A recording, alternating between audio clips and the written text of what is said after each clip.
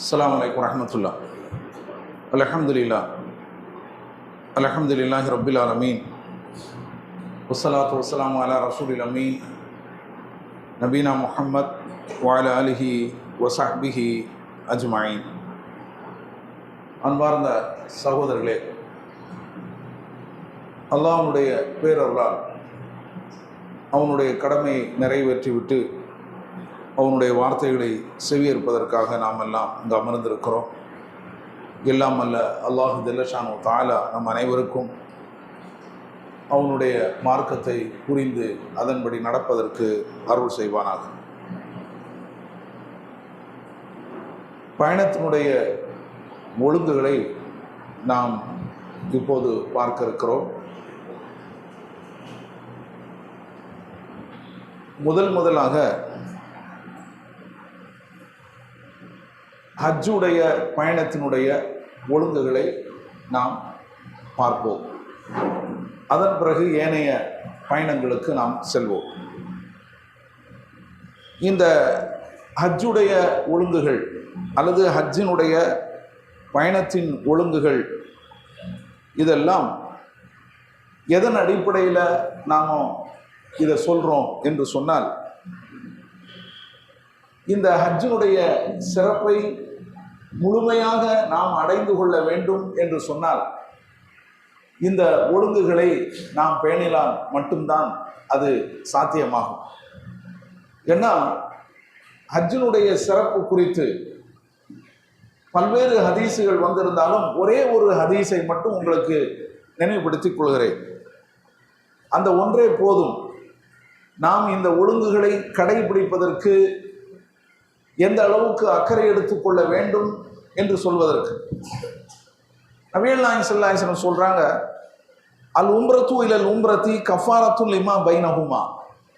ஒரு உம்ரா செய்துவிட்டு மற்றொரு உம்ரா செய்வது அவற்றுக்கு இடைப்பட்ட காலங்களில் உள்ள பாவங்களுக்கு பரிகாரமாக அமைகிறது. ஒல் ஹஜ்ஜுல் மப்ரூர், மப்ரூரான ஹஜ்ஜுக்கு லைஸ லஹு ஜஸாஉன் இல்லல் ஜன்னா, சொர்க்கத்தை தவிர வேறு கூலி கிடையாது. ஹஜ்ஜ மப்ரூர்னு சொல்றாங்க, நம்ம கேள்விப்பட்டிருக்கிறோம். அப்படின்னா என்ன அர்த்தம்? பாவம் கலக்காத ஹஜ். ஹஜ்ஜ மப்ரூர் என்று சொன்னால் பாவம் கலக்காத ஹஜ். அப்போ பாவம் கலக்காத ஹஜ்ஜுக்கு கூலி என்ன? அல்லாஹ் அதற்கு ஒரு கூலி கொடுக்கிறாராக இருந்தால் சொர்க்கத்தை தூக்கி கொடுப்பான். இந்த சொர்க்கத்தை வச்சுக்கோ அப்படின்னு, நான் இத்தனை நன்மையை வச்சுக்கோ, நான் உன்னுடைய பாவங்களை நான் என்ன செய்கிறேன், மன்னிக்கிறேன், இத்தனை பாவங்களை நான் மன்னிக்கிறேன், இன்னும் இத்தனை பெரிய மலையினுடைய நன்மையை நீ வச்சுக்கோ என்று சொல்ல மாட்டான். அதற்கு அவன் ஒரு சன்மானம் தருவதாக இருந்தால் இதை தவிர வேறு சன்மானம் கிடையாதுங்கிறாங்க நபிகள் நாயகம் ஸல்லல்லாஹு அலைஹி வஸல்லம். இது சொர்க்கம்தான் அதற்கு சன்மானம், அந்த சொர்க்கத்தை தவிர வேறு கிடையாது என்று சொல்றாங்க. அப்போ நாம் செய்யக்கூடிய அந்த ஹஜ், அதற்கு சொர்க்கம் நமக்கு சன்மானமாக கிடைக்க வேண்டும் என்று சொன்னால் நாம் இந்த ஒழுங்குகளை என்ன செய்யணும், பேணியாகணும். அந்த அடிப்படையில் தான் இந்த ஒழுங்குகள் அமைக்கப்பட்டிருக்கிற. என்ன ஒன்று, முதலாவதாக நம்முடைய ஹஜ்ஜு தூய்மையான சம்பாத்தியத்திலிருந்து இருக்கணும். இன்னைக்கு மனிதர்களுடைய சம்பாத்தியத்தை நம்ம பார்க்குறோம். அவங்க எத்தனையோ சம்பாத்தியங்களை பண்ணுறாங்க. ஏமாற்றி, கொள்ளையடிச்சு, பிறகு ஊழல் செய்து, லஞ்சம் வாங்கி, வட்டி, இந்த மாதிரியான சம்பாத்தியங்கள் மனிதர்களுடைய வாழ்க்கையில ஏராளமாக கலந்துருக்கு. இதுல இருந்து சம்பாதிக்கக்கூடியவர்கள் நிறைய பேர் இருக்கிறாங்க. கோடி கோடியாக லட்சக்கணக்கில் சம்பாதிக்கக்கூடியவங்களா இருக்கிறாங்க. அவங்க என்ன நினைக்கிறாங்க அப்படின்னு சொன்னா, நம்மள்கிட்ட இதுல நிறைய இத்தனை கோடி இருக்குது, இத்தனை லட்சம் இருக்குது, சரி ஒரு 10 லட்சத்தை எடுத்து நம்ம ஹஜ்ஜி செஞ்சுட்டு வருவோமே அப்படின்னு சொல்லி என்ன செய்யறான், நினைக்கிறான். அதுல இருந்து என்ன செய்யறான், ஹஜ்ஜுக்காக செலவினங்களை எடுக்கிறான். இது சரியா அப்படின்னா சரியில்லை. அப்போ அவன் செய்யக்கூடிய ஹஜ்ஜு தூய்மையான சம்பாத்தியத்திலிருந்து இருக்கணும். ஏன் அப்படி சொல்றோம் அப்படின்னு சொன்னா, நபிகள் நாயகம் ஸல்லல்லாஹு அலைஹி வஸல்லம் அவர்கள் ஒரு ஹதீஸ்ல சொல்லி இருக்கிறாங்க, ஐயுஹன் நாஸ், மனிதர்களே, இன்னல்லாஹ தய்யிபுன் லா யக்பலு இல்லா தய்யிபன், அல்லாஹ் தூய்மையானவன், தூய்மையை தவிர வேறு எதையும் அவன் ஏற்றுக்கொள்ள மாட்டான். வைனல்லாஹ அமரல் முஃமினீன பிமா அமர பிஹில் முர்சலீன். அல்லாஹ் இறை தூதர்களுக்கு என்ன கட்டளையிட்டு இருக்கிறானோ அதைத்தான் மூமின்களுக்கும் கட்டளையிட்டு இருக்கிறான். தூதர்களுக்கு என்ன உத்தரவு போடப்பட்டிருக்கிறதோ அந்த உத்தரவை தான் அல்லாஹ் மூமின்களுக்கும் போட்டிருக்கிறான். என்ன உத்தரவு? யா அய்யுஹர் ருசுல், இறை தூதர்களே, குலு மின் த்வய்யிபாத்தி, தூய்மையானவற்றிலிருந்து நீங்கள் உண்ணுங்கள். வஅமலு சாலிஹா, நீங்கள் நல்ல அமல்களை செய்யுங்கள். இன்னி பிமா தஅமலூன அலீம், நீங்கள் செய்கின்றவற்றை நான் நன்கு அறிந்தவனாக இருக்கிறேன் அப்படின்னு அல்லாஹ் தூதர்களுக்கு சொல்றான். உங்களுடைய பயன்பாடு, உங்களுடைய செயல்பாடு, நீங்க உண்பது, நீங்க அனுபவிப்பது, இதெல்லாம் எப்படி இருக்கணும்? தூய்மையானவற்றிலிருந்து இருக்கணும் அப்படின்னு அல்லாஹ் இறை தூதர்களுக்கு சொல்லியிருக்கிறான். அதைத்தான் என்ன செய்யறான்? அல்லாஹ் மூமின்களுக்கு சொல்லியிருக்கிறான் அப்படின்னு சொல்லி அந்த வசனத்தையும் காட்டுறாங்க. இப்போ இறை தூதர்களுக்கு சொன்ன அந்த உத்தரவு எந்த வசனத்தில் இருக்குது? சூரத்துல் முஃமினூன், சூரத்துல் முஃமினூன் 23வது அத்தியாயம் 51வது வசனத்தில் இடம்பெற்றிருக்கிறது. சரி, இந்த வசனம் மூமின்களுக்கு அல்லாஹ் போட்ட உத்தரவு, அது எந்த வசனத்தில் வருது? யா அய்யுஹல்லதீன ஆமனு, மூமின்களே, நம்பிக்கையாளர்களே, குலு மின் த்வய்யிபாத்தி மா ரஸக்னாக்கும், உங்களுக்கு நாம் வழங்கியவற்றிலிருந்து தூய்மையானதையே உண்ணுங்கள் அப்படின்னு மூமின்களுக்கும் அல்லாஹ் சொல்றான். தூதர்களுக்கும் அதைத்தான் சொல்றான், மூமின்களுக்கும் அல்லாஹ் இதைத்தான் சொல்லுகிறான். இது சூரத்துல் பக்ரா 2வது அத்தியாயத்தில் 172வது வசனத்தில் இடம்பெற்றிருக்கிறது. இப்படி நபிகள் நாயகம் ஸல்லல்லாஹு அலைஹி வஸல்லம் அவர்கள் சொல்லிட்டு அல்லாஹ் தூய்மையானவன், அவன் தூய்மையானதைத்தான் என்ன செய்கிறான்? ஏற்றுக்கொள்கிறான். நம்மள்ட்ட இருந்து அவன் ஒன்றை ஒப்புக்கொள்வதாக இருந்தால், ஏற்றுக்கொள்வதாக இருந்தால் தூய்மையானவற்றில் இருந்தால் ஏற்றுக்கொள்வான் என்று நபிகள் நாயகம் ஸல்லல்லாஹு அலைஹி வஸல்லம் சொல்லிவிட்டு இந்த 2 சான்றையும் காட்டிவிட்டு பிறகு ஒன்று சொல்றாங்க. அங்கதான் நம்ம கவனிக்கணும். என்ன சொல்றாங்க? பிறகு ஒரு மனிதரை பற்றி நபி ஸல்லல்லாஹு அலைஹி வஸல்லம் அவர்கள் கூறினார்கள். யுதீலு சஃபர், அவர் நீண்ட பயணத்தில் இருந்து வந்திருக்கிறார். அஷ்ஹஸ அஹ்பர, அவருடைய தலைமுடி எல்லாம் கலைந்து இருக்கிறது, புழுதி படிந்திருக்கிறது. அவர் எமுத்து எதைஹி இல ஸமா, வானத்தை நோக்கி கைகளை உயர்த்தி யா ரப் யா ரப், என்னுடைய இறைவா என்னுடைய இறைவான்னு சொல்லி அவர் பிரார்த்திக்கிறார். ஆனால் வ மத்அமுஹு ஹராமுன் வ மஷ்ரபுஹு ஹராமுன் வ மல்பசுஹு ஹராமுன் வ ஹுதிய பில் ஹராம், அவருடைய உணவு ஹராமா இருக்கிறது, அவருடைய குடிப்பு ஹராமாக இருக்கிறது, அவருடைய உடை ஹராமாக இருக்கிறது, ஹராமிலேயே அவர் ஊதி திளைத்துக் கொண்டிருக்கிறார். ஃபன்னா யுஸ்தஜாபு லிதாலிக், இதனால் எப்படி அவருக்கு அவருடைய பிரார்த்தனை அங்கீகரிக்கப்படும் அப்படின்னு சொல்லி நபிகள் நாயகம் ஸல்லல்லாஹு அலைஹி வஸல்லம் கேட்கிறாங்க. ஒரு பயனுடைய பிரார்த்தனைக்கு நபி ஸல்லல்லாஹு அலைஹி வஸல்லம் அவர்கள் உத்தரவாதம் தந்திருக்கிறாங்க. ஒருவர் பயணத்தில் இருக்கிறாருன்னு சொன்னா அவருடைய பிரார்த்தனைக்கு உத்தரவாதம். அல்லாஹ் என்ன செய்யறான்? அவருடைய பிரார்த்தனையை ஒப்புக்கொள்கிறான் அப்படின்னு சொல்லி நபி ஸல்லல்லாஹு அலைஹி வஸல்லம் வேறு ஹதீஸ்ல சொல்லி இருக்கிறார். நம்ம பயணத்துல போறோம்னு சொன்னா நம்மளுடைய பிரார்த்தனை அங்கீகரிக்கப்படும். அப்போ அப்படி ஒரு உத்தரவாதம் அளிக்கப்பட்ட ஒரு நபருடைய பிரார்த்தனைக்கே உத்தரவாதம் இல்லைன்னு வரும்போது அப்போ நாம் அதுல எந்த அளவுக்கு கவனமா நடக்கணும் என்பதுதான் இங்கு நாம கவனிக்க வேண்டிய விஷயம். நம்மளுடைய உணவு, நம்மளுடைய உடை, நம்மளுடைய இன்ன பிற விஷயங்கள் இதெல்லாம் தூய்மையாக இருக்கணும். அப்படி இருந்தால் மட்டும்தான் நமக்கு என்ன வரும்? நம்மளுடைய பிரார்த்தனை ஏற்றுக்கொள்ளப்படும். நீங்க இங்க இருந்து இந்த செயல்ல இருந்து, இந்த சம்பாத்தியத்திலிருந்து, தூய்மையற்ற இந்த சம்பாத்தியத்திலிருந்து ஒரு தொகையை எடுத்து நீங்க ஹஜ்ஜுக்கு போறீங்க, என்ன பிரயோஜனம்? அங்க எதுக்காக போவீங்க? உங்களுடைய தேவைகளை இறைவனிடத்துல கேட்க மாட்டீங்களா?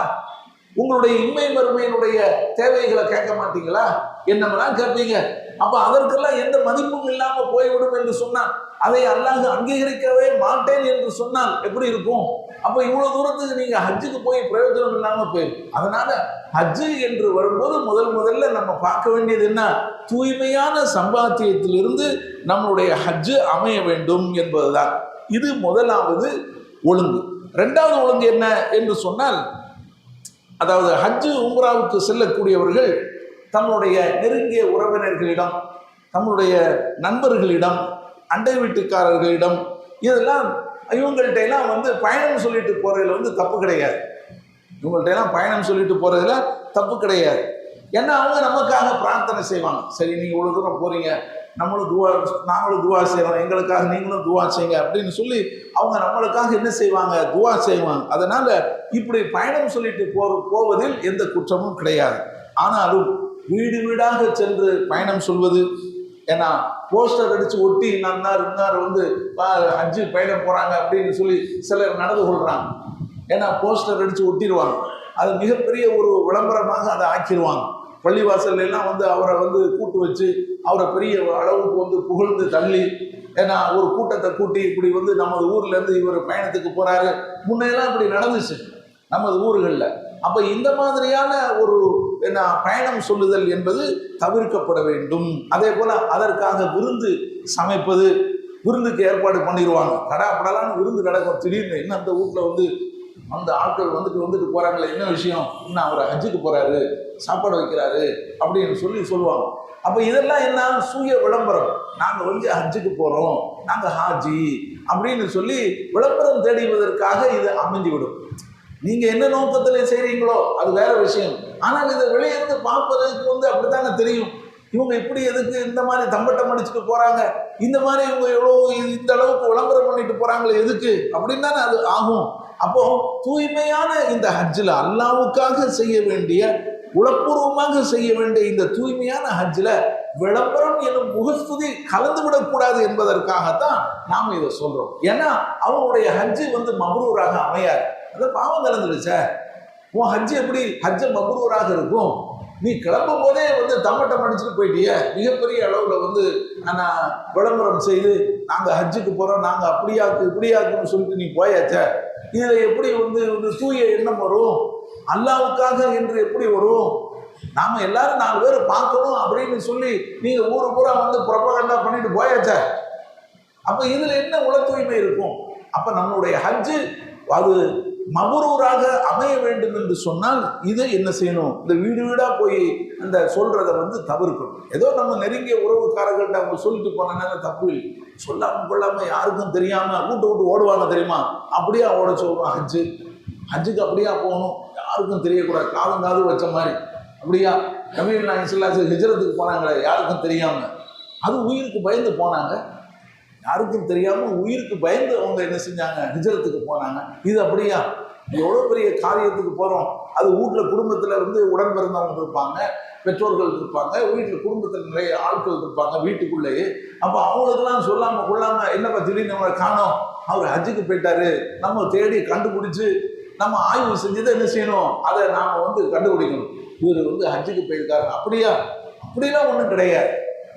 அந்த மாதிரிலாம் மார்க்கத்தில் கிடையாது. சொல்லிட்டு போகலாம், ஆனால் அதை ஒரு விளம்பரமாக ஆக்கக்கூடாது என்பதுதான் இதுல நாம தெரிந்து கொள்ள வேண்டிய விஷயம். இது 2வது ஒழுங்கு. 3வது ஒழுங்கு என்ன என்று சொன்னால், நாம் வந்து யாரிடத்திலாவது ஒருவருடைய உயிர் விஷயத்திலோ அல்லது ஒருவருடைய தன்மானம் விஷயத்திலோ அல்லது ஒருவருடைய பொருள் அவருடைய சொத்து விஷயத்திலோ நாம ஏதாவது அநியாயம் செய்திருந்தால் நம்ம என்ன செய்யணும், அவர்கிட்ட போய் இந்த மாதிரி மன்னிச்சுக்கிடுங்க, நான் தெரியாமல் இந்த மாதிரி பண்ணிட்டேன், நான் உங்களை இந்த மாதிரிலாம் காயப்படுத்தியிருக்கிறேன், உங்களை இந்த மாதிரிலாம் நான் பண்ணியிருக்கேன், அது மிகப்பெரிய தப்புன்னு நான் இப்போ தான் உணர்றேன் அப்படின்னு சொல்லி என்ன செய்யணும், அவர்கிட்ட போய் வந்து மன்னிப்பு தேடிக்கொள்ளணும். அப்படி திருப்பி ஒப்படைக்கப்பட வேண்டிய பொருள் ஒன்று நம்மள்கிட்ட இருந்தால் திருப்பி கொடுத்துடணும். நான் அந்த மாதிரி தெரியாமல் எடுத்து வச்சுக்கிட்டேன், நான் இது எடுத்து அவங்களுக்கு தெரியாது, நான் இன்னும் வச்சுக்கிடுங்க, நான் ஹஜ்ஜுக்கு போகிறேன், நான் வந்து என்னுடைய பயணம் வந்து நல்லதாக அமையணும், என்னுடைய ஹஜ்ஜு வந்து சிறப்பாக அமையணும், அதனால் என்னை நீங்கள் மன்னித்து விடுங்கள் அப்படின்னு சொல்லி அவங்க இடத்துல போய் அந்த மாதிரி வந்து மன்னிப்பு தேடிக்கொள்வது, திருப்பி ஒப்படைக்கப்பட வேண்டிய அநீதி இழைக்கப்பட்ட அந்த பொருள் நம்ம இடத்தில் இருக்குமானால் அதை திருப்பி ஒப்படைப்பது, இதுவும் வந்து ஒன்று தான் ஒரு ஒழுங்கு. என்ன, ஏன் இதை நம்ம சொல்கிறோம் அப்படின்னு சொன்னால், ஹஜ்ஜு என்பது அது வந்து மரணத்திற்கு இடம்பாடாக இருக்கிறது. அங்கே போய் என்ன வேணாலும் நடக்கலாம். அவ்வளோ தூரத்துக்கு நம்ம போகிறோம், போயிட்டு நம்ம திரும்ப வர்றது நிச்சயம் கிடையாது. என்ன வேணாலும் நடக்கலாம், அல்லாஹ்வுடைய கையில் தான் இருக்குது. நம்ம திருப்பி வரணும், நல்ல விதமாக வரணும், நம்மளுடைய பாவங்கள் எல்லாம் வந்து நீங்கி சிறப்பாக நம்ம திரும்பி வரணுங்கிற ஆர்வத்தில் தான் எல்லாரும் போவாங்க. ஆனால் அதுக்கு ஒரு சான்ஸ் இருக்குதா இல்லையா? அந்த பயணம் என்பது அது ஒரு கடுமையான ஒரு பயணம், மிகவும் சிரமங்கள் நிறைந்த ஒரு பயணம். அந்த பயணத்தில் என்ன வேணாலும் நடக்கலாம் என்பதற்காக இதை நாம செய்துவிட்டு போறது நல்லது அப்படின்னு நாம இந்த 3வது ஒழுங்கு சொல்றோம். ஏன்னா நபிகள் நாயகம் ஸல்லல்லாஹு அலைஹி வஸல்லம் அவங்களும் இதை சொல்லி இருக்கிறாங்க.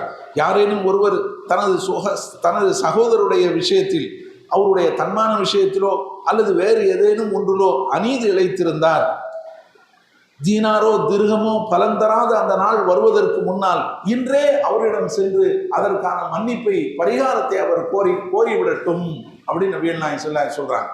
யாரேனும் ஒருவர் தமது சகோதர விஷயத்துல அவருடைய தன்மான விஷயத்திலோ அல்லது வேறு ஏதேனும் பொருளிலோ அநியாயம் செய்திருந்தால் திர்ஹமோ தீனாரோ பலன் தராத அந்த நாள், அந்த வறுமை நாள் வருவதற்கு முன்னால் இன்றே சென்று அதற்கான பரிகாரத்தை தேடிக்கொள்ளட்டும், மன்னிப்பை தேடிக்கொள்ளட்டும். ஏன்?